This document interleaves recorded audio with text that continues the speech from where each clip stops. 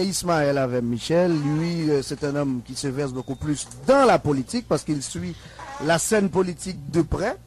Alors, Ismaël, alors, Michel, en fait, j'ai quelques questions pour vous. Donc, vous êtes d'accord avec moi, vous êtes dans un studio. Donc, à ce moment-là, on se doit de poser des questions plus ou moins un petit peu plus sérieuses.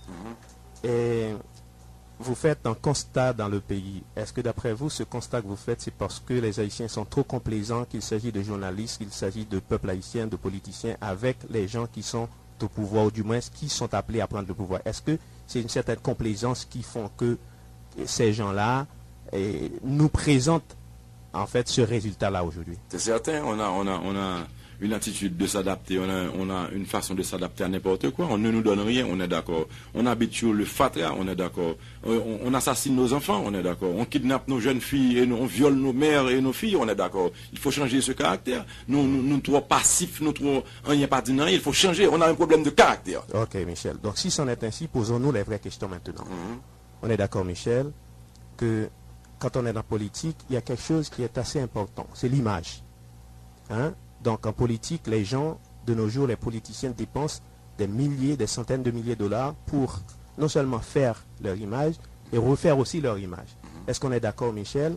Quelqu'un qui se présente comme président d'un pays se doit d'être exemplaire. Par exemple, prenons le cas de Michel Martelly, qui, je ne sais pas, moi je ne fais pas la distinction entre Michel Martelly et Suite Miki. Parce que Michel, c'est Suite Miki pour moi. C'est une question de sémantique parfois. Michel Martelly, qui a une image qui ne fait pas honneur au pays, je donne l'exemple. Par exemple, quand vous présentez à Eastern Parkway, que vous descendez votre pantalon, vous présentez au Canada, vous descendez votre pantalon, est-ce que vous pensez, vous méritez d'avoir aujourd'hui l'appui d'un peuple pour le représenter à l'échelle internationale? Une question, c'est tout ce que vous avez retenu de Suite Miki? Non, je suis en train de poser des questions, Michel. Donc, je vous pose des questions. Répondez à les questions. Je vous dis, est-ce que vous pensez... Répondez aux questions, c'est pas à les questions. C'est moi qui pose des questions, Michel. Oui, répondez aux questions. Non, Michel, c'est moi qui pose des questions. Mais il faut parler bien.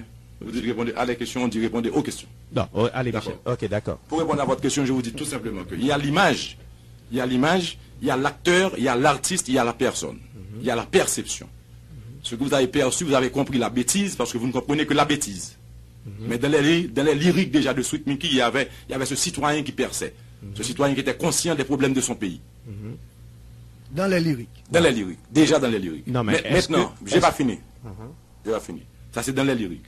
Maintenant, quand on parle de l'artiste, vous devez pouvoir, malheureusement, vous n'avez pas pu le faire jusqu'à présent, il faut absolument dissocier l'artiste du personnage. Et je vais vous dire pourquoi. Si Christopher Reeve était Superman, il ne serait pas mort comme il est mort. Donc il faut dissocier l'artiste de l'acteur du personnage. Superman ne serait pas mort comme Christopher Reeve est mort.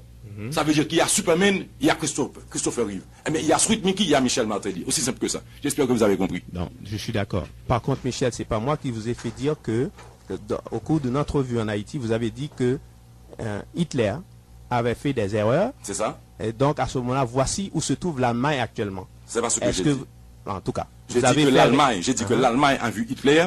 L'Allemagne est aujourd'hui ce qu'elle est. Ça veut dire qu'il y a des périodes. C'est ça. Il y a des périodes qu'on vit dans la vie qui ne sont pas exactement ce qu'elles sont aujourd'hui, ne sont pas ce qu'elles étaient hier. On a mûri. On a mûri. J'ai vécu Suite Miki dans ma jeunesse. Mais est-ce que vous savez aussi ce qu'a fait Hitler à un certain moment quand Hitler se sentait acculé? Certain. Qu'est-ce qu'il avait fait? Donc à un certain moment, il ne pouvait pas gagner la guerre, la Seconde Guerre mondiale. À ce moment-là, il s'est mis une balle à la tête. Donc à ce moment-là, il y a des choses qui arrivent chez quelqu'un, chez un individu, il faut accepter les faits. C'est pas parce que moi je ne l'ai pas inventé. Hitler était peut-être frustré, moi je ne suis pas frustré. Non, je n'ai pas inventé. Israël, un petit moment. Laissez-moi finir. Je n'ai pas inventé que quelqu'un ait une image. Parce que, en fait, vous savez, un pays comme Haïti, c'est un pays qui a besoin de refaire son image. Parce que les fils de ce pays projettent non seulement une mauvaise image de ce pays, non seulement par la façon dont il gouverne, mais aussi parce qu'il représente à l'extérieur. Donc on s'attend à ce que Michel Martelly, qui était pour moi Suite Miki, à un certain moment, commence à refaire l'image, à parler de lui, qu'est-ce qu'il a fait. Vous n'êtes pas informé, vous êtes dans la presse, vous n'êtes pas informé, vous n'êtes pas au courant que ça fait 17 ans que je travaille dans le social, vous ne le saviez pas. C'est moi qui vous le dis aujourd'hui, vous êtes dans la presse pour vous débrouiller, mais vous n'êtes pas informé. D'accord, d'accord. Bon, Juste une dernière question. Attends un petit moment. Attends. Ce que j'allais essayer de dire pour redresser la situation, c'est qu'au moment où nous parlons, qu'est-ce qui est important pour moi? C'est la déclaration officielle de Michel Martelly. Non, BS, on a fait ça déjà. J'aimerais finir avec Ismaël. J'aimerais finir avec lui parce qu'il a un point important.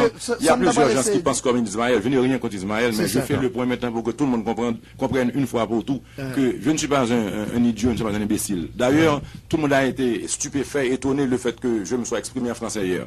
Je ne m'exprime jamais en français parce que le métier dans lequel j'évoluais ne demandait pas du français, c'est tout.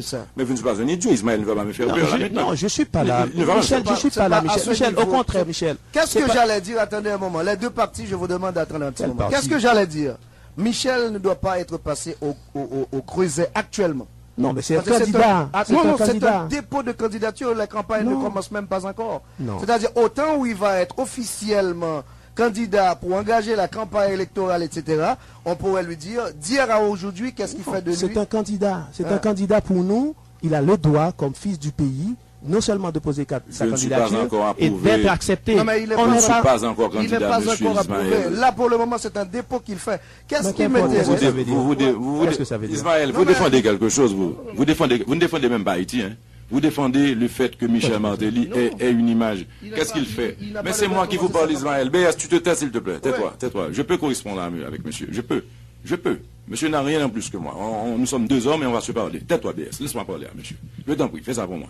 Laisse-moi parler à monsieur. Monsieur Ismaël, je vous donne la parole. Vous me donnez la parole alors que c'est moi qui devais vous poser la question. Vous êtes je vous donne la parole là maintenant. Je suis chez vous, mais ça ne fait rien. Si vous me foutez dehors, je sors la tête haute. Juste une dernière question. Je suis chez vous, mais si vous me foutez dehors, je sors la tête haute. Je sais qui je suis. Michel, il a une dernière question. Juste une dernière question. On sait que la politique, après ce qu'a dit Toussaint Louverture, c'est un jeu de compromis et de risques. Vous avez fait quoi déjà dans la politique? Non, mais parce qu'aujourd'hui, non, je vais vous répondre. Mais je ne vous ai jamais entendu parler d'Haïti avant. Vous parlez d'Haïti souvent? Laissez-moi vous poser la question. Toussaint Louverture disait que la politique, c'est un jeu de compromis et de risques. Est-ce que vous m'écoutez, Michel? Je vous écoute. Ok, d'accord. Est-ce qu'il est possible, à un certain moment, que vous ayez une certaine alliance avec Wyclef Jean? Avec n'importe qui, monsieur Ismaël. Il s'agit d'Haïti. Il ne s'agit pas de l'image de Strukmiki. Il ne s'agit pas de Pras. Il ne s'agit pas de Wyclef. Il s'agit d'Haïti. Vous vous intéressez à Wyclef. Je m'intéresse à Haïti, monsieur Ismaël. Pourquoi vous vous fâchez? C'est mon tempérament. C'est fini. Ok, merci beaucoup. Bon, qu'est-ce qui arrive? Parce que, Michel, l'arrivée ici à la radio, selon moi, était pour vous demander qu'est-ce qui vous a poussé à être aujourd'hui candidat à la présidence. Cette misère qu'on voit tous les jours, cette misère atroce, cette inefficacité du système scolaire, du système éducatif en Haïti, ce manque de promotion de notre culture, de notre art, ce manque d'accès à la santé et cette misère, cette pauvreté et cette désolation, et notre paysannerie qui est délaissée, qui n'est pas structurée, qui n'est pas encadrée. Et enfin, tout ce qu'on voit tous les jours qui fait d'Haïti ce qu'elle est aujourd'hui. Il faut que ça change, tout simplement. Michel, naturellement, vous savez que toujours la question viendrait à savoir le Suite Miki que vous étiez sur scène par rapport à ce Michel Martelly aujourd'hui candidat à la présidence. On va toujours essayer de comparer les deux phases du personnage. C'est certain, je n'ai pas de problème. Mais il faut qu'on reste clairvoyant, il faut qu'on reste serein. Je suis d'accord que Suite a vendu une image de monde fou, mais c'est à moi de vous le dire. Et même les gens que j'ai fréquentés pendant que j'étais dans ce métier, ce sont les gens qui sortent, les gens qui boivent, les gens qui fument, les fous, les délinquants. J'en ai rencontré plusieurs. Ça, c'est le business dans lequel je vivais, dans lequel j'évoluais. Mais ça n'a pas été forcément moi.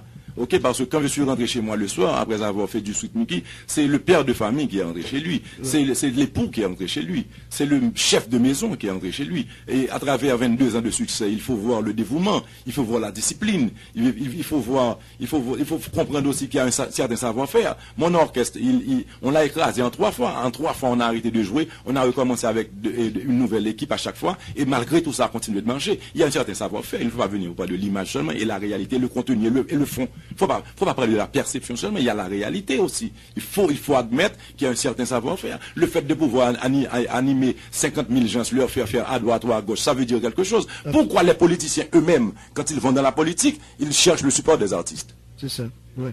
Et pourquoi encore, M. Ismaël n'a pas fait allusion à tous ces hommes d'État, à tous ces politiciens qui ont descendu leurs pantalons pendant les 20 dernières années. Moi, j'ai descendu mon pantalon dans le showbiz.